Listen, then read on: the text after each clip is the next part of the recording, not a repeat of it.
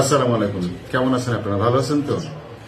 Medical science বলে যে হাসলে নাকি মনের প্রফুল্লতা বাড়ে বা মন ভালো থাকে। ঠিক একই রকম আমার বক্তব্য হচ্ছে যে হাসির মধ্যে আছে ভাইটামিন আর খাবারের মধ্যে থাকে ভিটামিন। ঠিক এরকম একটা হাসির কথা আপনাদেরকে বলবো। একদা বল্টু রেডিও স্টেশন 97.5 ফোন করে সে বলল যে ভাই আমার কথা কে শোনা যাচ্ছে? রেডিও সেন্টার থেকে বলা হলো হ্যাঁ আপনার কথা শোনা যাচ্ছে। এরপরে সে বলল আমার কথা কি সারা দেশবাসী শুনতে পাচ্ছে? রেডিও সেন্টার বলল সেও শুনতে পাচ্ছে।